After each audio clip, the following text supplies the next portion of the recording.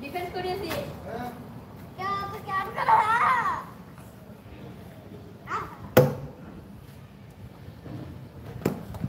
ये देखो बोर्ड सब मोर इनका बोर्ड उड़ा दे लो इधर लगी last ball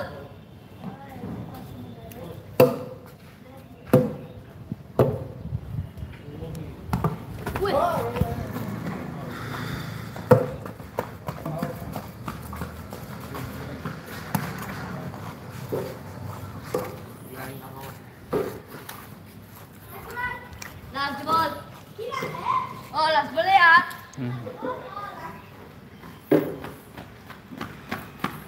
Darje cái nó cũng vẫn rồi. Jadi nungai di bu, nungai kuman cái Prince na tro, nungai di. Prince ni nungai di bu.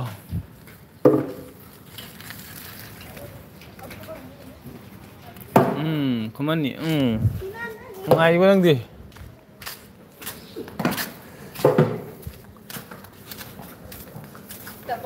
Sak udah. Sak kecil dah nggak sih di kayaknya di kan deh. Sak kecil deh nggak sih, mana tuh ya?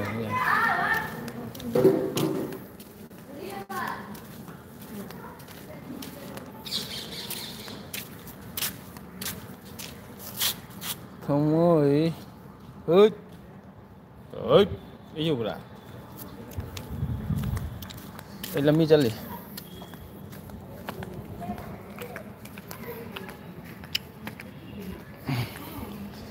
Blue pure je. ठीक है. Nang ID changeตัวแล้วเราnangชี้นี่nang không.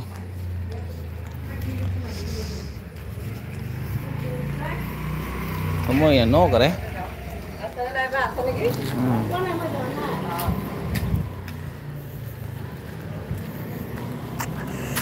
La kanano mini. Kanano mini cái nó, kanano cái hàng itu kayak gini apa? Elvira lah kanano hàng itu kayak gini.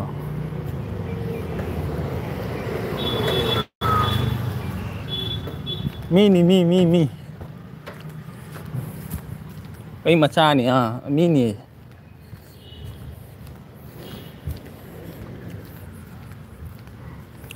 Ha ini no keren banget.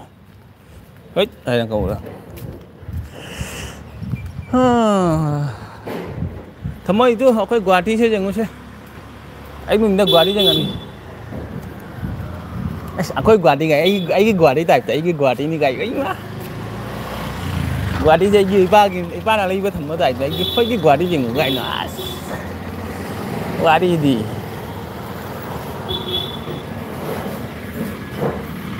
Julai nanti, Min.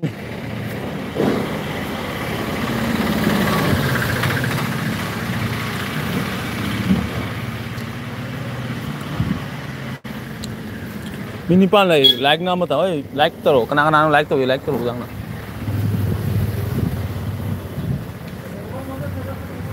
Like tao kana like nó like tao sang kìa. Like tao berapa sang kìa. Aku nambol gitu loh yang gitu, nambol gitu ren yang gini apa ya? Nambol gitu ren yang si, ayah mata kerja nggak lah kena. Macam ini aja, hei dur, macam ini nang, orang dah pokok macam ini nang.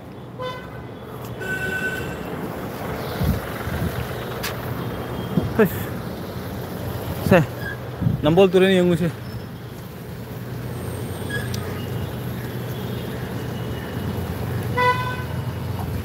Mai pema. Tu nambol turen lagi sih kah? Udah apa nambol turen semai cawar, mungkin ini aja lupa macam dah. Nambol turen sih kali deh. Julai nanti, masa ni.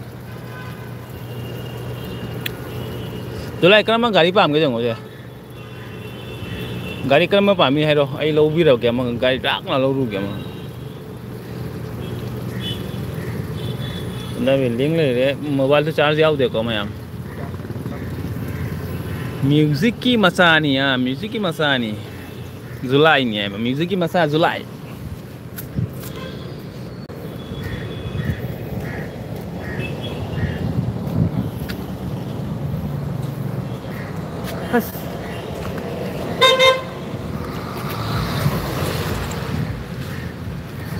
Nate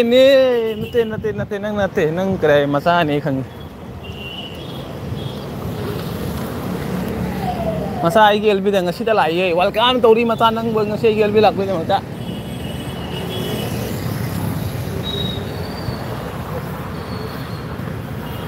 Thu lại bu hai gì.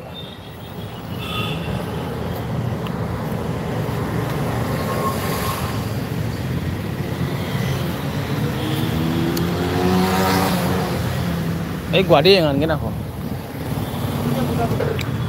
Like RJ brother morning सिंगा bro morning welcome चक्चा bro करें करा के ऐ चक्चा द्री जी पोंगी ऐ चक्चा द्री अदो चक्चा निंग दे high तारे ngasi di yam na ho I ka ba ngasi ni mi thaba ga ma to boda kare ai मंगल नहीं होता है मंगल में नहीं होता है तो थबक मत होता बेरा चंगबा अदु चंगबा जाम साउनिंग ngasi di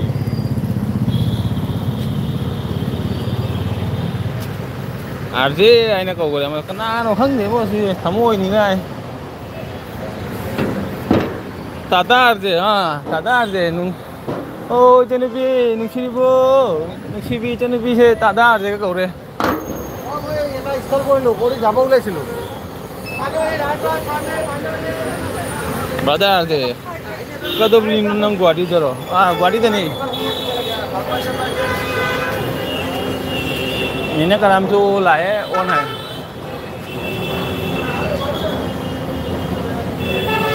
करी हम नो आरजे ब्रदर गणेश गुरी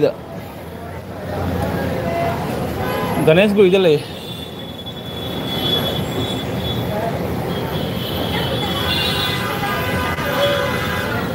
Ini karam, ibu Julai, hai na dulu kaplingnya.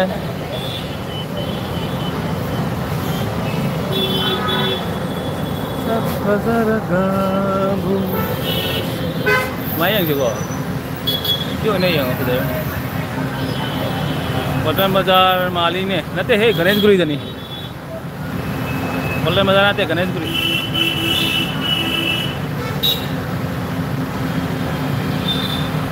Guwahati की व्यू जो दादा आरजे हो ओ ना उनके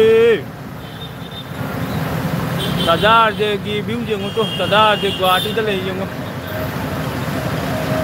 दादा आरजे गुवाहाटी तो ले जो से दादा आरजे की व्यू जो से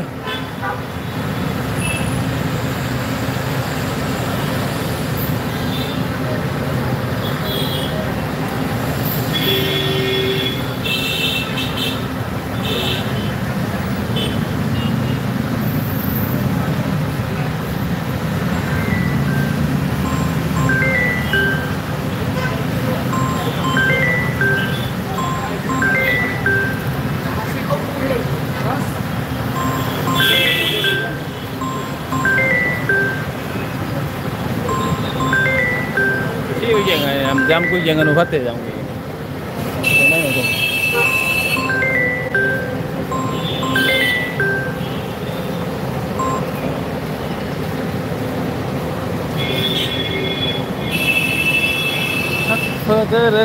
आज ऑन थम के मोबाइल चार्ज कर लो गुवाहाटी जाम जमू मैं गुवाहाटी की जाम से जमू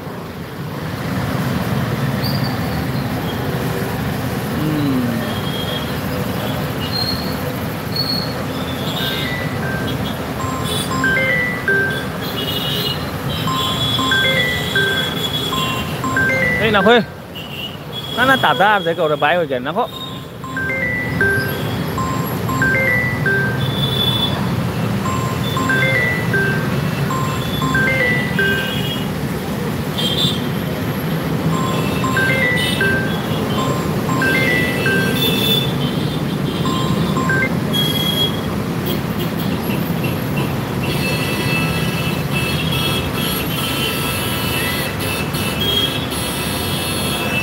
Hey bye hơi tada rồi bye dude nào con này này hey bye hơi tada rồi anh tôi đi hai pi tàu vi mu hai pi tàu rồi pin này đây pin nhiều ra lại hey dat karena dah lupa balang ni hey Jonah dah lupa balang ni kau ay cek tu lah Sabani dah ina pagi tau bani ko hoi pagi tau bani cumi cumi ham cái nào hồi giờ tôi xé lại cô ham bây giờ tôi lại ham cái gì cả nó ham gì bas ai ham cái rồi à chỉ có mình ngài có cái phần gì vậy ai nó ham cái gì cả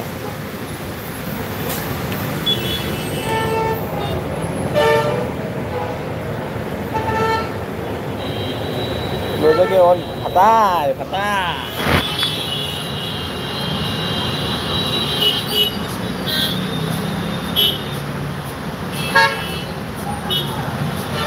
Đây chú gái tức rồi thôi Xăm như già từ đấy rồi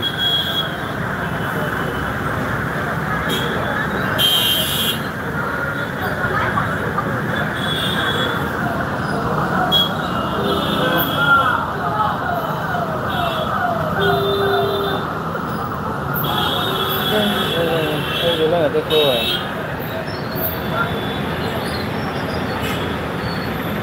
Suy nghĩ gì vậy?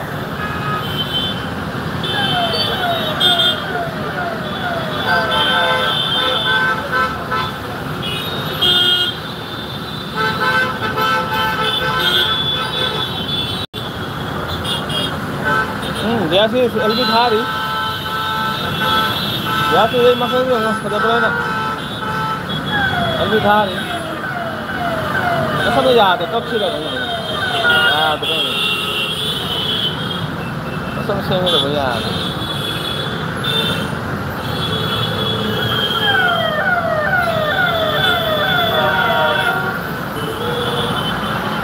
Tada je bye hết bye dai bo che kara maina ko gore dia na no tu dro aje tu dia si tu no tu de padai badai loi hero ni ba hero ni ai chema phada ba na nong na ri na phada ni lo ba hero ni ga nong na ba ma li ga padai ga nong na ri lo Masam jauh di hero gitu.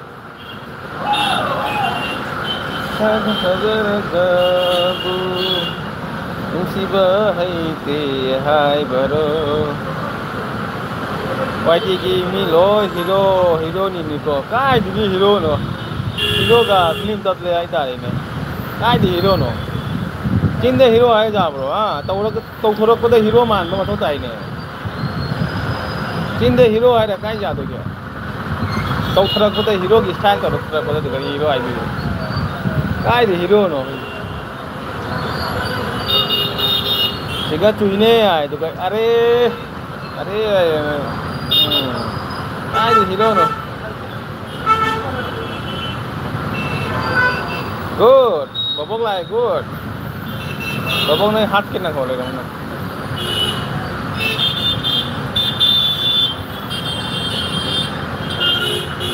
Ấy cái family rồi bà. Ba. Phaoวันนี้tôi family rồi, chia cái này thì family rồi cả. Phao thằng family chia cái này tôi. Chia tôi family này. Phao family này. Còn nên cái phao family này. Chia tôi family này. Hama cái bên hai rồi. Nice. Rồi ba.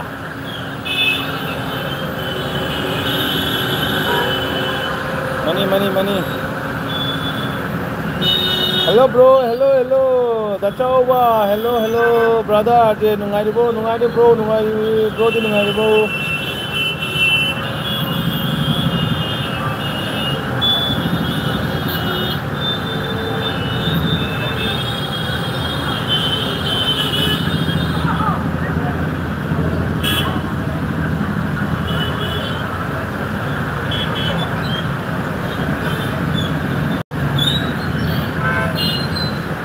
Lại đang ấy chỉ comment u de. Ngày nay đang ấy comment u de.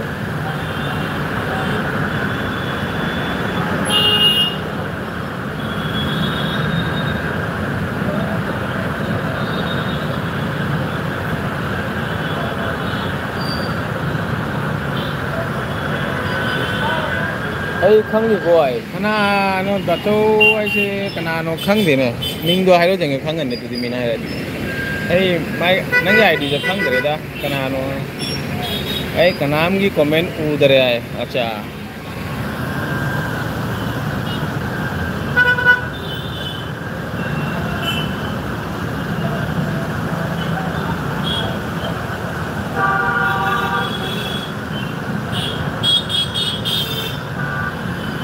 khác quên rồi khác nó phải rồi à bạn rồi đấy là đi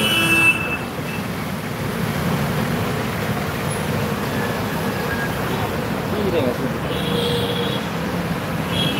ấy không ai nói cái này à rồi đi đi đi cái family cái gì nữa rồi ba tu giá chỉ là chúng ba tu giá cái phẩm mà cái này tu làm gì thế này lên chứ cái phẩm rồi cái phẩm mà cái gì lên thà rồi tu rồi ba à phẩm cái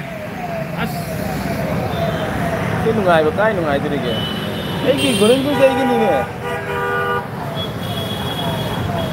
Ganesh गुरी से एक ही नहीं है इधर एक ही तुमने on जरूर के बबो का ऑन ले देखो जरूर रो फजे हाँ फजे बनी ऐ नी तमाम का कौन दे ऑन कौन दे तो एलबी तो लाई बा डर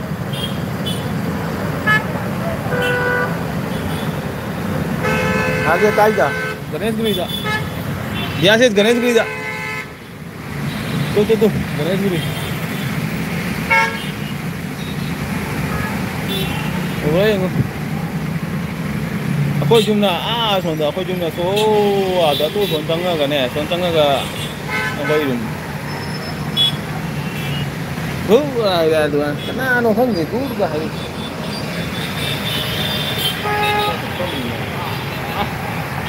nungai kan cuma nungai lebih nungai dulu bao nhiêu cái mà này không được là bữa nay tùy để kịp không bay mà không được không ơi anh có nhiều ra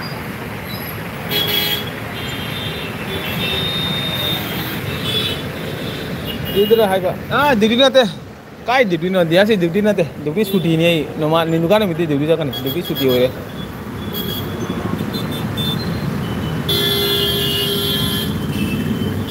कोई जो हो रही कोई sang है कोई chỉ cái कोई हो रहा है còn nó कोई का हो रहा है đấy cho nó sang nó thầm vào nó phải cái gì khi ngoài sáng này ngoài nó thì ngoài thầm cái này rồi thì thế ngoài nó có ra chỉ ngoài nó không là ga ở đây là như là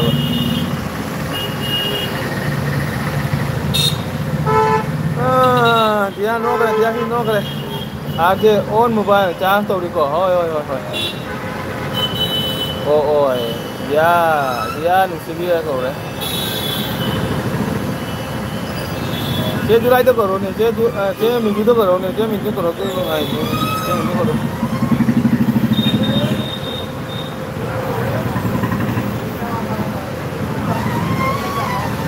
ऐसे अफाव mini फमी जो रा 한 수행이 못 들어가게 많이 판 봐. 이나 파밀리요, 뭐라.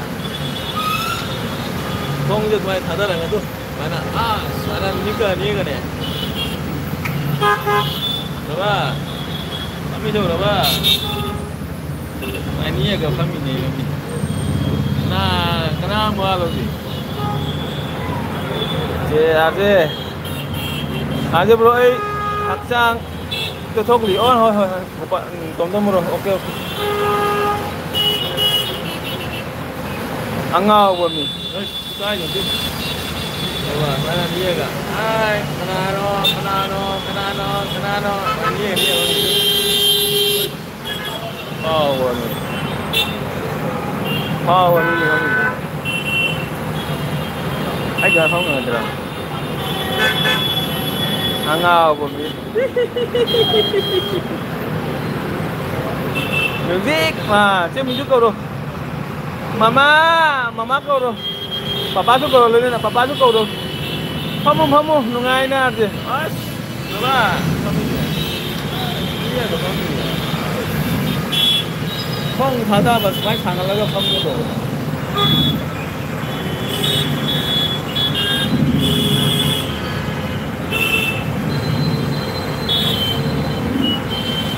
Power. Hoi. Hoi hoi deh. Apa bumi nate? Anga bumi ni nanggur. Anga bumi.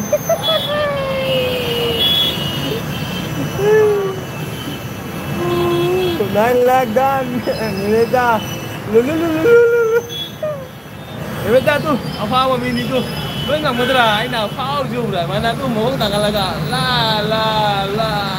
kau kami juga, apa ini? Okong gada niklaga, pembuh aja, tuh jadi kami juga, lah ini.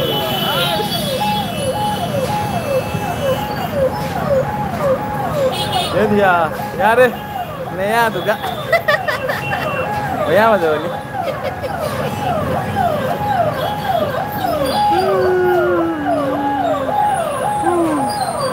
Kuasa sih memang kuat. Apa amiga sudah ni ke? Hei, apa ini ni? Kau kini ni buat ini, pau ya ni, ni pau ni, pau ini ni, kamu juga dah. Kamu tanggal laga.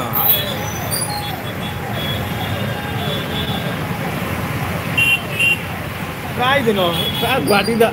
Tu, ni kita tu kai le ni tu. Ai sih kai le tu. Pau buat siapa tu, kami tu ai siapa kai le tu. Udah ba, siapa tu le, sana milai. Sekarang pam tu ni, pau kami ni.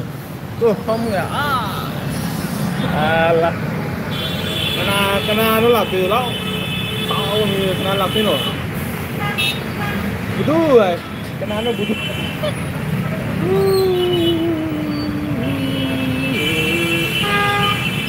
Goreng-goreng kau ini sudah.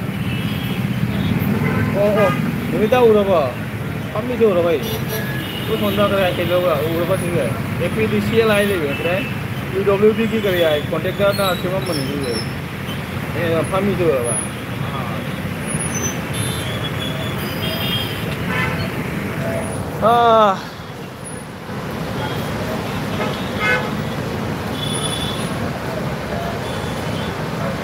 Comment. Koi rusi ma'am कोई रुसी लाओ एक कुआसा रो के कोई रुसी लाओ singer मी तो काय जखरे मांग रहा बंगे कोई रुसी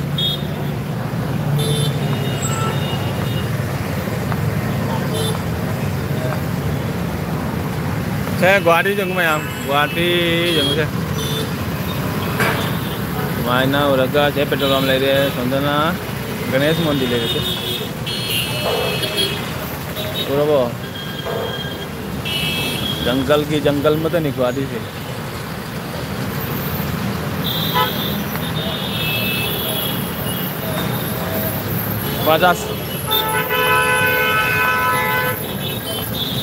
puasa siswa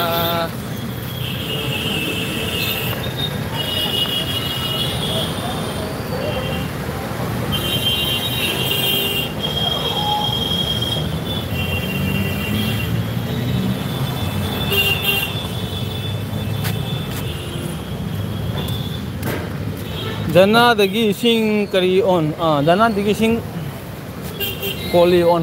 अच्छा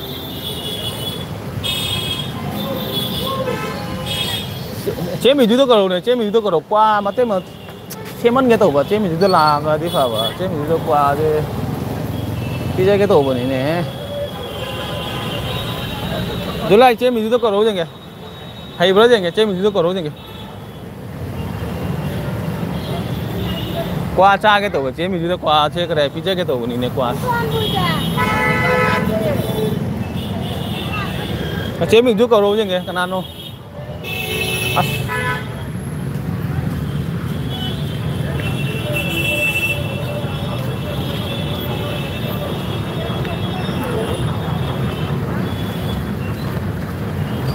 July chế mình giúp cậu.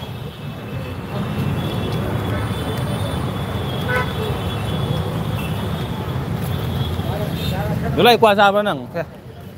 Segala dia chips. Segala dia kuah udah bah. Udah kuah macam ni. Sigol. Signature, bimol, sigol, gol. Gol sudah jur ba. Mai. Julai nanti Julai tu goro. Masa ni ai. Suk tamul.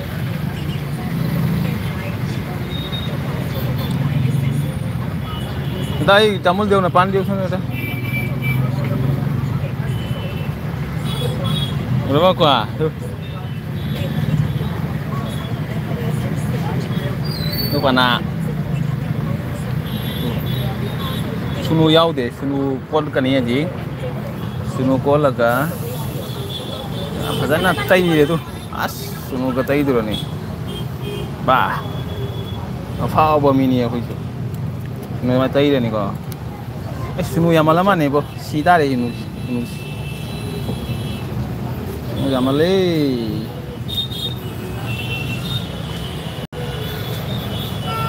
Berapa kuah su berapa? Bobok ini tu kuah tamul. Rupees 10 received on PhonePe. Ini cuma tamban ni. Kuah mah apa ni? Tamul mah.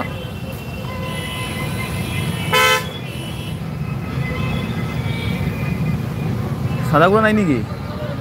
Salah guna ni?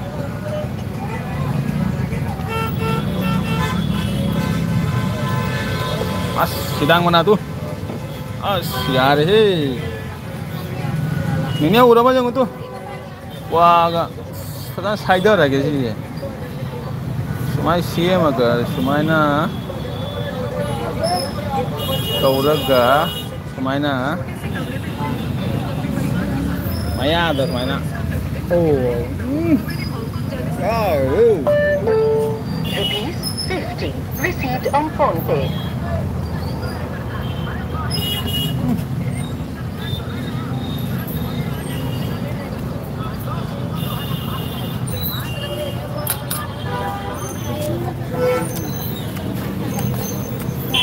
Cuma manga. Dah deh. Sak pada deh, sak yang halus.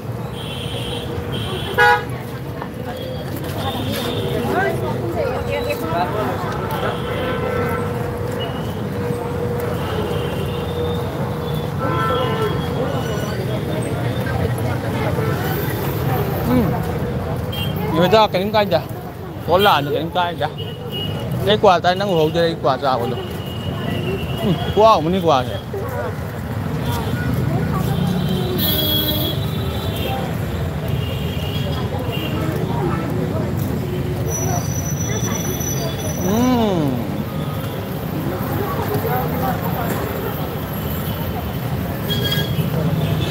Gen cái bàn juga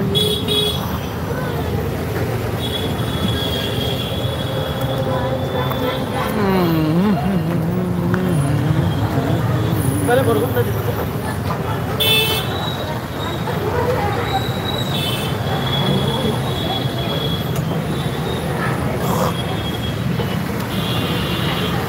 Macam yang itu. Julai berapa?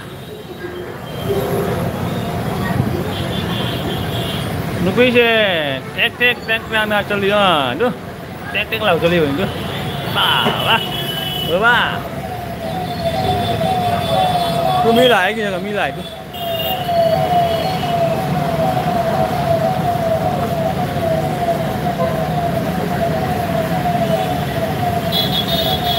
Dunia dia, dunia.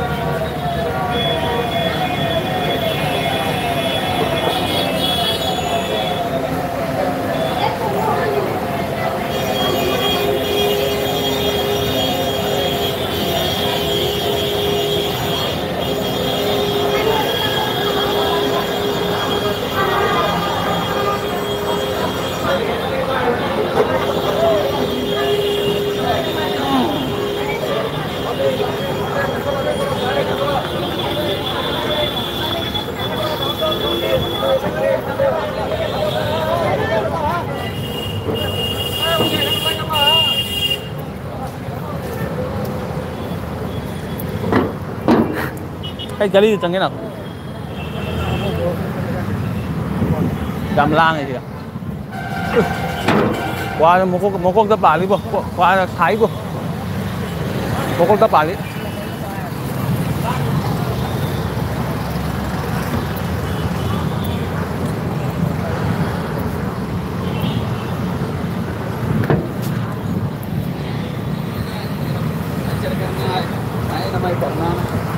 đây nào con ơi môi là July rồi nào không vâng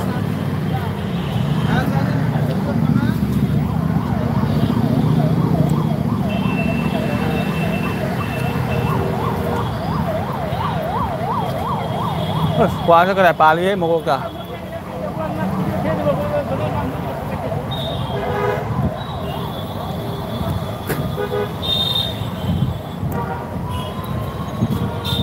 chỉ một model lý sinh bao nhiêu không tali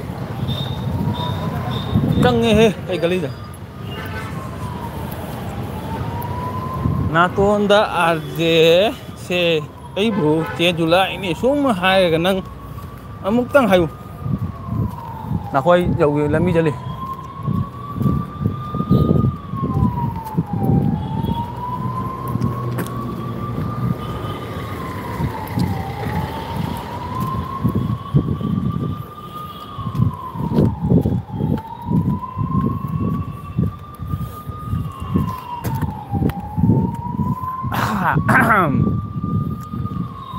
qua tham môi đỡ bà đi qua tôi tham môi đỡ trắng là đi qua rồi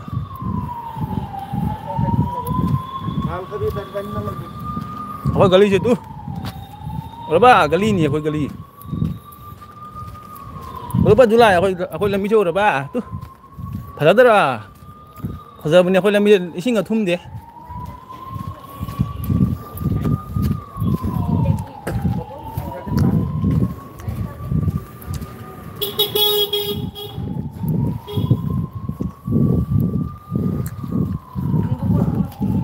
wah deh ngasih wah deh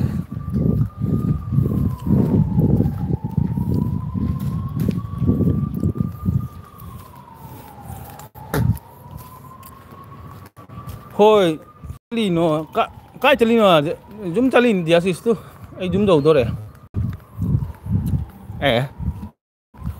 mobile का charge लेती ना होना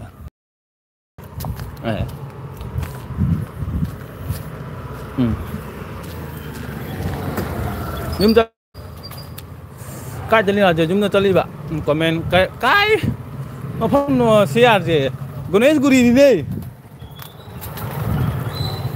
Ganesh Guri da nupi to tali dai dia nupi ke jagah này bo kai jong jagah này mang re nupi oi bà phaoเป็นไรตัวรู้ป่ะมันต้องกว่ามีนี่ที่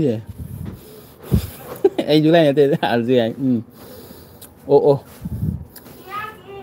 เฮ้ยsecret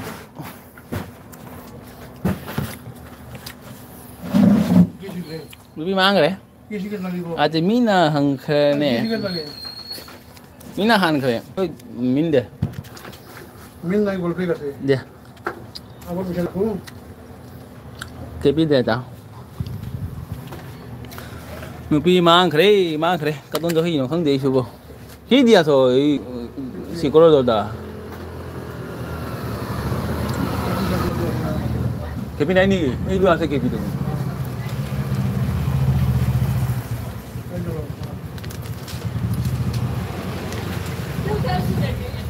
mang kangi bo nakho bo kwa saru mang kangi tamun saru budi sido rei bo joda de nei du hey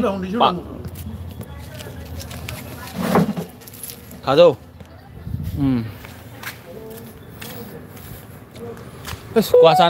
qua sana kare mang kangi bo nakho sido rei ôi mai mà cái gì tầm 14,000 rồi thức gì đây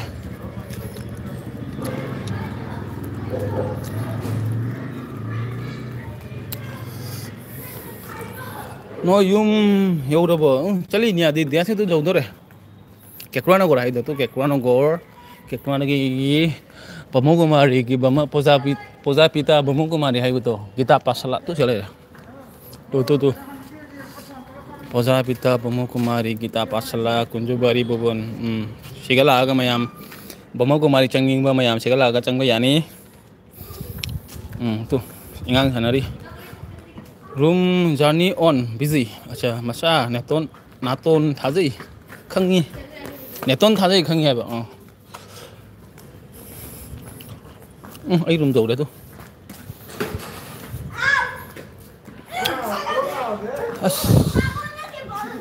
wow không nghe tao mà mang khăn đi mày mang khăn gì đấy đây này sắc xí gì sắc ta thì cái pia đây tao gì xa quá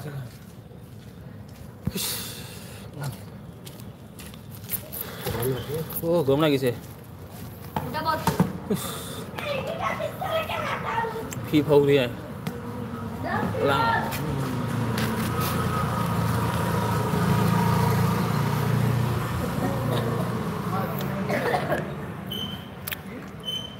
Oke bro, good evening. Oza, good evening. Kemarin tuh gitu aja. Oza lagi masak jeng. Oza lagi masak jeng usia. Oza berapa jeng? As.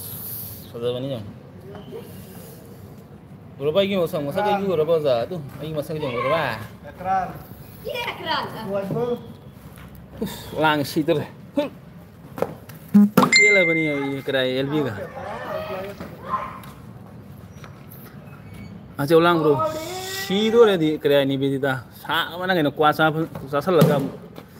Mama ke bang lau sari humang kang. Obat. Kami senam. Obat. Senam welcome like dan. Oi, kyo ba? Cemi juga korone, cemi juga udah nungai cinta wis. Ajar bang ini. Oi, terus tamis ke lain. Bisa ke Sekolah ni dah. Yung ni. Ibat tayo bisa di sana. Pela bani nupi naga hatta dengan si onda.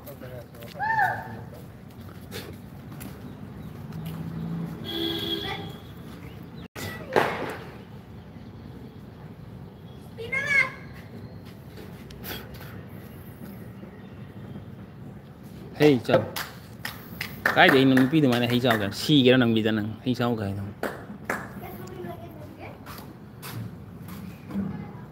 Hay sao là đi tá tao này, lòng thá là cái tá tao vậy. No ball. Priyani, karena Priyani khang le dana, Priyani khang le dana, kari ki hat tu ibar di bina. Saya kuah ni ke boleh itu dina. Cha mana kuah su. Thế. Ai cha thì. Cha này bị tu. Đây nó cay được cha này bị. Nó như hai tổ đấy bị thế. Hai tổ nó xem. Hai tổ đâu? Hai mươi tổ gì nhỉ? Hai mươi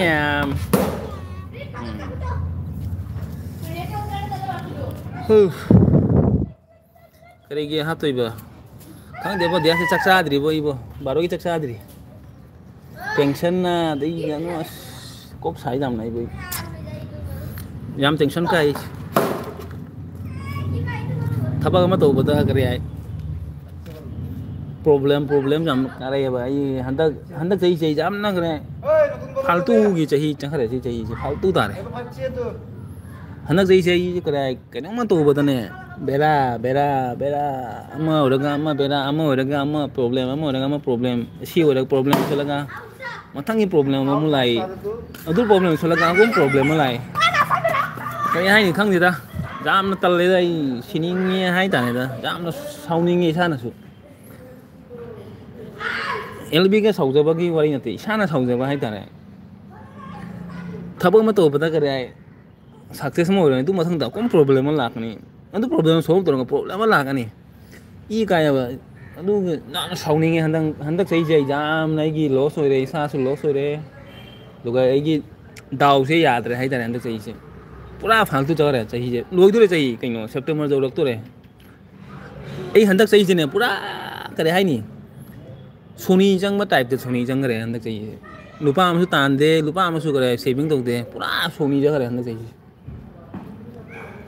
अदुई sounding है तो मयाम कई है इसाना करे sounding मी है कई कनागे सूम इसाना खल्लग मयाम ये भी चंग हरागे तौगे खोदके हराग वही सनागे लेनगेना अदुमाय तौरीनी तो कहीं पूरा हंदक चाहिए पूरा फालतू जगह है तारेदा तल्ली जाम साउंडिंग खल्लग पैसा की प्रॉब्लम जाम होएदा पैसा की प्रॉब्लम इसा की प्रॉब्लम मैम थोए है तारे थबक में तौबदा माने थबक में तौब लोरगा प्रॉब्लम अमा लाखनेबा अच्छी सही तौ फजन तौरगे है खनबदो अमु मनिंग कनानो प्रॉब्लम तौसलकनी तुमाना सी तौरकनी सुमाय तौरकनी याम साउनिंग है तारेदा सिदी सिनु है आरजे सुम फरकनी खाने दिया से हंदक से जाम वारे सेबा दे मियोबा मपोगनी मी पुनम मागनी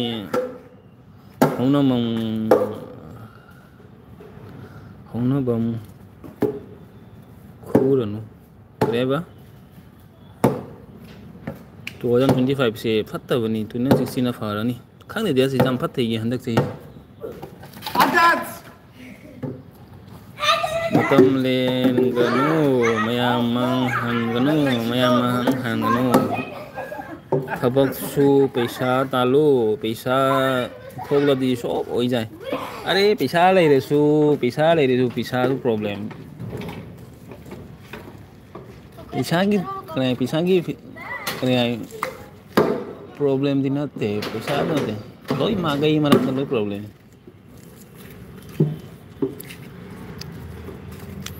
पैसा की प्रॉब्लम नते को मी की हक्सांग की सुकरे मसा की करे फिजिकल प्रॉब्लम है जारे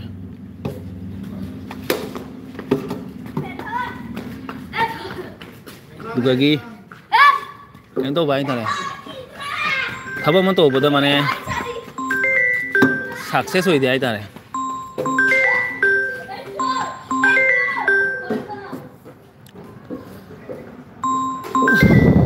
याम हनुमान खुरमो ऐदी लाई खुरमदे लाई के खुरमदे ऐदी लाई खुरमदे मतम मांगन गनु का दिन मतम जे करे मांगन इंगिने मतम ना दारक बाई तारे मतम ना करे आए पोर से करे आए सक्सेस होइबो पोतो तौनिंग बो पोतो करे मतम ना करे आए थुगाई बाई तारे दा तौनिंग बो पोसे माने ओइ दे बाई तारे मतम दे कना मांगन इंगे हजी कानी मतम कना मांगन इंगे दोगा इना गुवाहाटी लेरे अना गुवाहाटी लेरेगा मतम मांगा लगा सिगा फम्मगा तुमगा चारा कना थाक्तिनबा कनाना मतम मांगन इंगदेनो इसागी जुमोयदी तोंगान मानी इसा हे भाड़ा लेरिन सिगा था कुनिंगी रूम भाड़ा सु पीदानी फैमिली सु चलाइतानी इस वारी जाम लेना हजी का मतम कना मांगन इंगे मतम मांगन बा मतम कना मांगन इंगदिनो सिगै जाउरागे तुकुर कना ओ तुम रो होय सी थोकदे तुनी 25 से मी याम सिनाइबो खाने दिया से जाना हंतक मुझे जामना वहाल ने बोई से ना गुरु पिरो आजे ब्रो ठीक है होय दिया आई लुजबल होरगा मु हन्ना हुमांग ना लोरे आई चुमी आई और जाना से चुमी आई चुमब्रो जा खंदे एगी दी फत्तबा हाय तारे मयाम की फत्तबा दे खंदे को एगी फत्तबा हाय तारे एगी दोसा जाते हाय तारे हंदे दाई बोल orang na to ini dai bol duna ujaru lai khoromu arje pro lai leibani kan dei di krai ha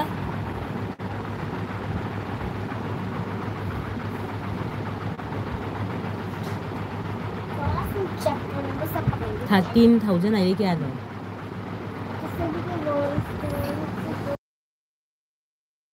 ꯅꯈꯣ ꯋꯥꯔꯤ ꯁꯥꯟꯅꯁꯦ ꯑꯩꯒꯤ ꯅꯦꯠꯁꯦ ꯌꯥꯔꯤꯕ ꯃꯌꯥꯝ ꯈꯪꯗꯦꯀꯣ ꯃꯌꯥꯝ ꯋꯥꯔꯧꯕ ꯌꯥꯗꯦ ꯑꯩ ꯈꯔ ꯕꯤꯖꯤ ꯑꯣꯏꯔꯨꯔꯦ ꯇꯣ ꯄꯤꯟꯁꯤꯡꯁꯦ ꯂꯥꯛꯂꯣꯏꯗ꯭ꯔꯣ ꯇꯨꯝ ꯇꯨꯝ ꯂꯥꯛꯀꯅꯤ ꯂꯥꯛꯇ꯭ꯔꯁꯨ ꯇꯥꯏꯕꯣꯜ ꯑꯩꯒꯤꯗꯤ ꯄꯦꯅꯦꯜ ꯋꯥꯏꯇꯤꯒ ꯀꯔꯤ ꯄꯦꯂꯦ ꯋꯥꯏꯇꯤꯒ ꯍꯦꯠ ꯅꯦꯕꯤꯗ ꯄꯦꯜꯂꯒ ꯍꯥꯏꯖꯥꯅꯨ ꯄꯦꯜꯒꯅꯨ ꯀꯔꯤꯒꯤ ꯄꯦꯟꯗꯣꯏꯕ ꯋꯥꯏꯇꯤꯁꯦ ꯑꯩꯈꯣꯏ ꯅꯨꯡꯁꯤꯅ ꯋꯥꯏꯇꯤ ꯄꯥꯏꯕꯅꯦ ꯑꯩꯈꯣꯏ ꯈꯔ ꯋꯥꯔꯤ ꯁꯥꯟꯅꯔꯤꯁꯦ ꯑꯩꯈꯣꯏ ꯁꯨꯃꯥꯏꯅ ꯑꯆꯧꯕ ꯑꯆꯧꯕ ꯌꯨꯇꯨꯕꯔꯗꯤ ꯀꯔꯤ ꯁꯨꯃꯥꯏꯅ ꯑꯦꯜꯕꯤꯒ ꯊꯥꯔꯒ ꯁꯨꯃꯥꯏꯅ ꯋꯥꯔꯤ ꯁꯥꯟꯅꯗꯦꯗ ꯃꯁꯥ ꯃꯁꯥꯒꯤ ꯚꯤꯗꯤꯑꯣ ꯊꯥꯡꯒꯠꯂꯒ ꯌꯦꯡꯅꯤꯡꯕ ꯃꯤꯅ ꯌꯦꯡꯉꯦ ꯌꯦꯡꯅꯤꯡꯗꯕ ꯃꯤ ꯌꯦꯡꯗ꯭ꯔꯦ ꯑꯩꯈꯣꯏꯗꯤ ꯑꯩꯈꯣꯏ ꯃꯁꯦꯟꯅꯤꯅ ꯅꯨꯡꯁꯤꯅ ꯋꯥꯔꯤ ꯁꯥꯟꯅꯕꯅꯤ ꯑꯗꯨꯒ ꯑꯗꯨ ꯃꯔꯛꯇꯁꯨ ꯀꯔꯤ ꯍꯥꯏ ꯁꯥꯎꯅꯕ ꯈꯟꯅꯕ ꯃꯌꯥꯝ ꯌꯥꯎꯏ ꯈꯪꯗꯦꯗ ꯑꯩꯗꯤ ꯇꯜꯂꯦ ꯍꯥꯏꯇꯥꯔꯦ ꯑꯩꯗꯤ ꯀꯔꯤ ꯍꯥꯏ ꯃꯤꯒꯁꯨ ꯈꯟꯅꯕ ꯇꯜꯂꯦ ꯑꯗꯨꯗꯒꯤ ꯑꯩꯗꯤ ꯃꯤꯒꯤ ꯁꯞꯄꯣꯔꯠꯁꯨ ꯇꯧꯅꯤꯡꯕ ꯏꯁꯥꯒꯤ ꯀꯔꯤ ꯍꯥꯏ ꯏꯁꯥ ꯃꯣꯅꯣ ꯆꯦꯅꯦꯜ ꯑꯣꯏꯔꯒ ꯃꯤꯒꯤ ꯁꯞꯄꯣꯔꯠ ꯇꯧꯔꯤꯁꯦ ꯁꯨꯃꯥꯏꯅ ꯇꯧꯒꯗ꯭ꯔꯕ ꯃꯤꯅ ꯇꯧꯒꯗ꯭ꯔꯕ ꯑꯩꯗꯤ ꯊꯥ 3 ꯃꯃꯥꯡꯗ ꯋꯥꯏꯇꯤ ꯄꯥꯏꯕꯗꯒꯤ ꯃꯤꯒꯤ ꯁꯞꯄꯣꯔꯠ ꯇꯧꯔꯤ ꯃꯤꯒꯤ ꯑꯦꯜꯕꯤ ꯆꯠꯂꯤ ꯁꯤꯒꯨꯝꯕꯁꯦ ꯏꯁꯥꯅ ꯀꯔꯤ ꯈꯪꯉꯦꯕ ꯑꯩꯅ ꯃꯥ ꯑꯃ ꯃꯣꯅꯣ ꯑꯣꯏꯔꯗꯤ ꯑꯩꯁꯨ ꯊꯃꯣꯏꯁꯦ ꯅꯨꯡꯉꯥꯏ ꯍꯥꯏꯅ ꯑꯗꯨꯃꯥꯏꯅ ꯈꯜꯂꯤꯗꯨꯒ ꯈꯟꯅꯕꯒ ꯇꯧꯕꯒ ꯑꯩꯁꯦ ꯌꯥꯝꯅ ꯅꯨꯡꯉꯥꯏꯇꯦ ꯍꯥꯏꯇꯥꯔꯦ ꯉꯁꯤꯁꯨ ꯌꯥꯝꯅ ꯅꯨꯡꯉꯥꯏꯇꯦ ꯋꯥꯈꯜꯁꯦ 38 ꯀꯃꯥꯏꯅ ꯇꯧꯋꯤ ꯑꯗꯨꯗꯣ ꯈꯟꯅꯗꯅ ꯀꯔꯤ ꯁꯨꯝ ꯅꯨꯡꯉꯥꯏꯅ ꯋꯥꯔꯤ ꯁꯥꯟꯅꯕ ꯑꯗꯨꯅꯤ ꯄꯥꯝꯃꯤꯁꯦ ꯈꯟꯅꯕ ꯈꯣꯠꯅꯕꯒ ꯆꯦꯅꯦꯜ ꯄꯥꯏꯕ ꯑꯩꯈꯣꯏꯅ ꯈꯟꯅꯔꯒ ꯏꯀꯥꯏꯗ꯭ꯔꯣꯕ ꯏꯁꯥꯅ ꯆꯦꯅꯦꯜ ꯄꯥꯏꯔꯒ ꯈꯟꯅꯔꯒ ꯀꯔꯤꯅꯣ ꯅꯨꯡꯉꯥꯏꯗꯣꯏꯁꯦ ꯑꯦꯜꯕꯤ ꯆꯪꯕꯗ ꯏꯁꯥꯅ ꯏꯀꯥꯏ ꯍꯥꯏꯇꯥꯔꯦ ꯑꯗꯨ ꯈꯟꯅꯕꯗ ꯇꯜꯂꯤ ꯍꯥꯏꯇꯥꯔꯦ ꯑꯩꯗꯤ ꯇꯜꯂꯗꯤ ꯇꯟꯅꯤꯡꯗ ꯀꯔꯤ ꯇꯜꯂꯗꯤ ꯇꯟ ꯆꯥꯒꯗꯕꯅꯤ ꯕꯣꯕꯣꯛꯅ ꯅꯉꯣꯟꯗ ꯁꯥꯎꯔꯤꯁꯦ ꯕꯣꯕꯣꯛ ꯑꯩꯗꯤ ꯅꯉꯣꯟꯗ ꯐꯠꯇꯕꯁꯨ ꯍꯥꯏꯁꯨ ꯍꯥꯏꯗꯦ ꯕꯣꯕꯣꯛꯅ ꯅꯉꯣꯟꯗ ꯉꯁꯥꯏ ꯁꯥꯎꯔꯤꯗꯣ ꯑꯩ ꯌꯥꯝꯅ ꯅꯨꯡꯉꯥꯏꯇꯦ ꯑꯁꯦꯡꯕꯅꯦ ꯑꯩꯅ ꯕꯣꯕꯣꯛꯅꯤ ꯍꯥꯏꯅ ꯏꯁꯥꯒꯤ ꯕꯣꯕꯣꯛ ꯑꯗꯨꯃꯥꯏꯅ ꯈꯜꯂꯒ ꯐꯥꯒꯤ ꯇꯧꯕꯅꯤ ꯕꯣꯕꯣꯛꯅ ꯀꯔꯤ ꯐꯠꯇꯕ ꯈꯟꯕꯁꯦ ꯑꯩ ꯌꯥꯝꯅ ꯁꯥꯎꯅꯤꯡꯉꯦ ꯍꯥꯏꯇꯥꯔꯦ ꯑꯗꯨꯅꯤ ꯕꯣꯕꯣꯛ ꯑꯩꯗꯤ ꯅꯪ ꯕꯣꯕꯣꯛꯁꯦ ꯑꯩꯅ ꯆꯝꯅ ꯕꯣꯕꯣꯛꯅꯤ ꯑꯩꯒ ꯇꯣꯝꯇꯣꯝ ꯕꯣꯔꯣꯒ ꯐꯥꯒꯤ ꯇꯧꯔꯒ ꯕꯣꯕꯣꯛꯇ ꯁꯨꯝ ꯐꯥꯒꯤ ꯇꯧꯔꯒ ꯕꯣꯕꯣꯛꯅꯁꯨ ꯍꯔꯥꯎꯕ ꯈꯣꯠꯄ ꯑꯗꯨꯒꯨꯝꯕ ꯄꯥꯝꯕ ꯑꯩꯈꯣꯏꯅꯦ ꯑꯗꯨꯒ ꯕꯣꯕꯣꯛꯅ ꯉꯁꯤ ꯁꯥꯎꯔꯤꯗꯣ ꯑꯩ ꯌꯥꯝ ꯅꯨꯡꯉꯥꯏꯇꯦ ꯍꯥꯏꯇꯥꯔꯦ ꯑꯗꯨꯒ ꯆꯦ ꯃ꯭ꯌꯨꯖꯤꯛꯁꯨ ꯃꯇꯝꯗ ꯌꯥꯎꯔꯦ ꯆꯦ ꯃ꯭ꯌꯨꯖꯤꯛꯁꯨ ꯊꯃꯣꯏ ꯅꯨꯡꯉꯥꯏꯇꯔꯦ ꯑꯗꯨꯒ ꯑꯗꯨꯅꯤꯗ ꯅꯨꯡꯉꯥꯏꯇꯕꯁꯦ ꯀꯔꯤ ꯑꯩꯅꯗꯤ ꯕꯣꯕꯣꯛꯒ ꯆꯝꯅ ꯍꯥꯏꯔꯨꯕꯅꯤ ꯕꯣꯕꯣꯛꯅ ꯌꯥꯝ ꯐꯠꯇꯕ ꯈꯜꯂꯨꯔꯦ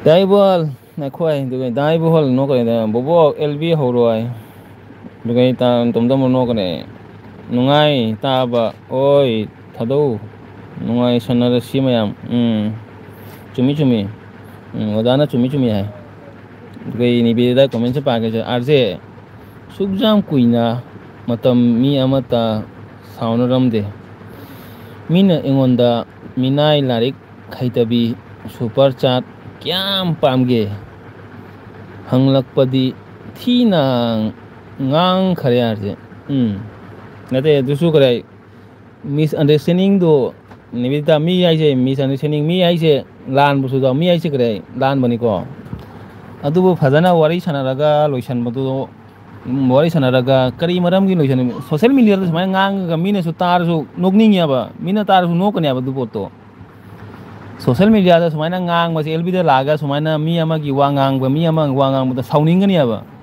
ꯑꯗꯨ ꯄꯣꯠꯇꯣ ꯑꯩꯈꯣꯏ ꯃꯁꯦꯟꯅ ꯀꯔꯤ ꯍꯥꯏ ꯐꯣꯟꯗ वरी सनरगा वरीदो लोइसलगा करीगी मरमदा ngangiनो कईदमता nganगिनो दु वरीदो फजना क्लियर ओरगा सनरदि फबा नंगसु nganगे मासु nganगे अमसु nganगे लाक्पा मीनसु nganगे एलबीदा लाक्पा मीनसु करी आइ नंगीदमक्ता सपोर्ट तौरे नोंदसु फत्तबसु मियाम लै नंगीदमक्ता सपोर्ट तौबा मी मियाम लै अदु पोत्तो करी आइ मीगीदमक्ता खनमते इसागा आइगा मागा ओइबो पोत्तो अखोइनी लोइसनदुनियाबा पोत्तो अखोइनी लोइसलगा पोत्तो करे कनामनसु करे अदु मतमदा एलबीदा ngangamoयाबा नोइदि करे एलबीदासु ngangi सोमदो चलासु ngangi दुमाइ ngangiयाबा मीजिंगे ते अदु वारीदो करे आइ चाउथोइद्राबा मीनासु खल्लागा नोकनियाबा पोत्तो अदु पोतनीदा इसाना अदु पोत्तो इसाना लोइसलदिने करीम नते अदु मी अमागा ngangaga मी अमादा वारीदो सांगदोगा पोत्तो दिकरे सांगदोयाबा पोत्तो दिकरे वायरल चखि हाइ ताइरे वायरल ओइबा टाइप तो दखरियाबा मीनासु नोगनिंगी चटनिंगबा मीनासु चटनिंगरोय नंगी एलबीदा लागनिंगबा मीसु लागनिंगरोय कईदमदा लागतोय नंगना खनारागा एलबीदा खनारागा Meena लागनिंगदरो ngasi mi amana nang gelbi da la khana raga mathang da khone la ga nang gelbi do langning aro yaba nang thinking do por thogra ne abelbi da ai sauri ne ina ngning bangang ne adu tawning adu tawgani ada tawni adu akhoi lak akhoi na sapura lak pa se akhoi ikai ne ba sana si keino ne elbi la ga akhoi se jamna ikai re hai da maina ni da ni be da adu do kai mate adu do mi sanai sening hai da adu do nang na so ma ga wai sana raga wai do loisalaba da pa pot ni do no ma na sunon da ngang do maram lai ta ba kai da mata ngang do na banon da adu do noi wai do sana raga loisai wanga maya mon ki ko wanga ute dia post menda haina thammi na ha akhoi da laglami tm pai kai no bal pa ma do ngai host da depend to wi adune adu to lotion ba sum jari ne kai kai de ni be kana sauna bano yaugi ai khang de ne ta ho de mapanda thoglu ba on sagunu saura kana de sagunu padana no khandaraga wai sanalo koi mite sen matani kino saunuraga kai du ge pin video matang ga search toraga yengo ni bai ai di lande kali ai mi ge bi da su khadam ba chatte ni be da du khana ba du nang phone toraga ma da hang jatra phone toraga ma da hai jatra nang anda kai da mata ngangi no kari khallaga ngangi no phone toraga hangaga wai du chon ba ba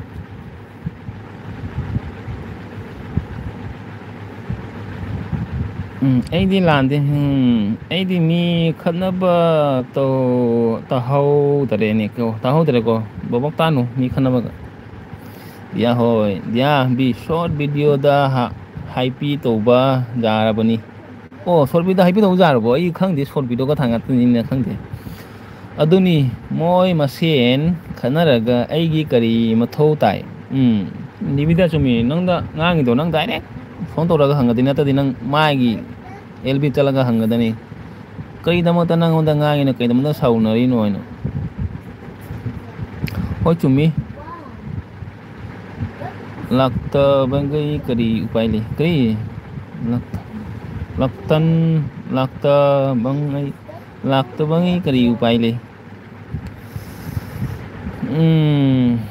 kari hai ni daibol like to happy haina idam lini daibol na happy hai baduga arti bro oi ma nina karan bala ulu hoish nina karan bala singasi kai di phauroi no ne nine akhoi bu nungsi di bona nang bu kai di phauroi no ngasi yam kuira matung da lai ne oi mai ma nine kai krai kai oina seba to no yam kuira matung da lai he mai ma arje bro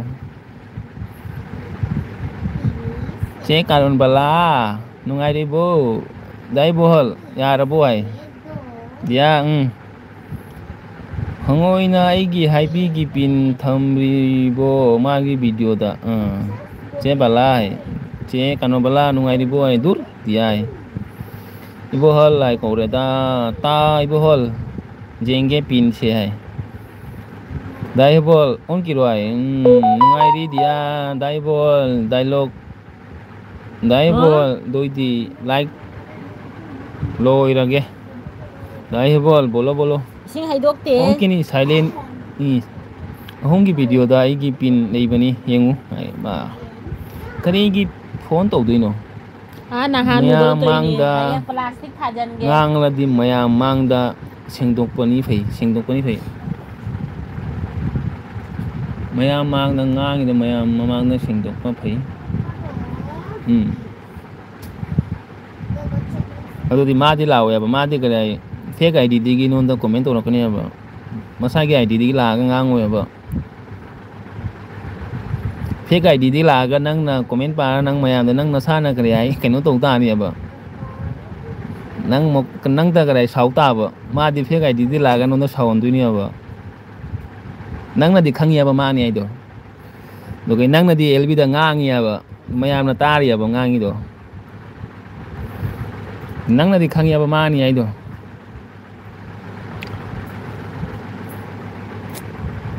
itu nang khăng là đi mà đó direct to mà này rồi đi nang mà này rồi đi direct mà đó vậy sao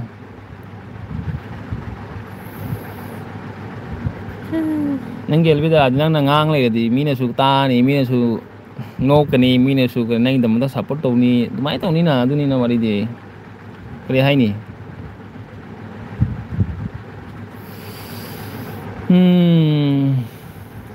lalu nu lan lakani lalu nu lan lakani oda lan lakani dai bol yenge horen uradi Nibida sauna nibida elbida ne sauna kan ek im kana dari nasana krai jum ikai kan ko elbida sau bose ne nasana jum matam dari ikai kan ya ba ai di talida khona ba se jam talle duga ina wangang haita ba haita ne ko duga ina mi gi da ngang di mi ne onda sau ya ba adu matang soi ju jam na krai mi ne sonda jam sau ra ba adu boina karim khan mi de haita re da nangang bi nu tumina chup ai karim ngang bi da ba ai do aina di krai phagi tongning ba ai cái water nó sôi gì vậy tại nang gi wari do adu matang da mi ne su cái sau rồi vậy ai sẽ làm phát mà ngang rồi vậy nó thale ba nang gi phát ngang ga ba e wangang hai tali da moi di mi patat ta khanai ai tai khana nu ni mi da khana nu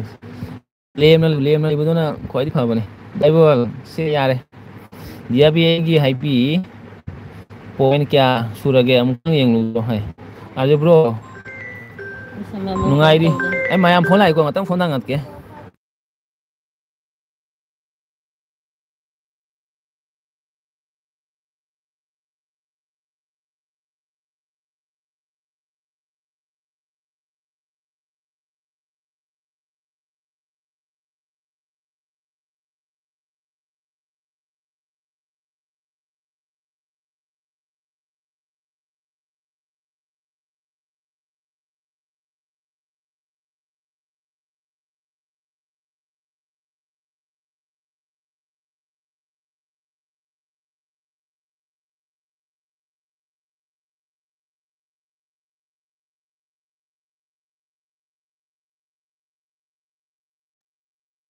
giao đề rồi sân lôi cái số bồi cái này Nivedita khoramjari ko Nivedita mayam punomak ko ai kare kaina rage ko ai kare thabak mala ai dealer chaluge ai gari dealer da chaluge dealer kaure onta ai adu mayam dealer da chaluge gari gi kare phone tore ai chaluge adu mayam LB chaloi chalage ai kona horen pung tare tara kumai tha ba tha ga ne du ga mayam nagning ba mayam ichinau nusi ba ichinau lak piro ai aji dealer chaglage mayam warawe ya diloi LB chaloi chalage तुम रोई dealer चलोगे को मैं तुम dealer चलोगे आई दुकान में तय करे पूरा ओके तो रगा आई की लंबी दे चत्तो रबने दु मैं हम लोग लगे मैं वरो को याद है आरजे मिते यूट्यूब की विदाई लो ने दुन मिते की होय ने बोबोक मैं पूरा बाय को मैं नि बोबोक साउनु को बोबोक आई करे ऑन द साउनु थमोय दे साउबा थमनो अदो आई एलबी लोइसलागे अदु मैं साउबा करिम थमनो को आई दी करे नों फादोक तुम LB थारगा मयाम को आई सननी नुका सावबो सो यादे सावदना मयाम नुंगाइना हरावना लेसिको ए दिंग सि जाम नुंगाइ ते खंगदे अंदु लोइसलासि मयाम बाय ओरगे चलागे डीलर कौरे अंदु डीलर दा लावाइ चले चलागे मोबाइल चार्ज दिना त LB थारा चबा जाबे डीलर चेबला होय हाइपी दुनिदा हाइबोल की दसु तोन मैम बाय बाय और को मैम आई होरेन करे हम एल था बाय था पिन आउट तुम पिन आउट तोगे खंगे पिन आउट अनपिन तसी पापा का फोन ठोक किसी यार को आप ये दिन आंधी में सेट लोय कत की बने सीधी में अनपिन तो होगा saya mun kai hayen भले भाई चल के को मैम बाय बाय एनो भी लगे आबे तो बिजय न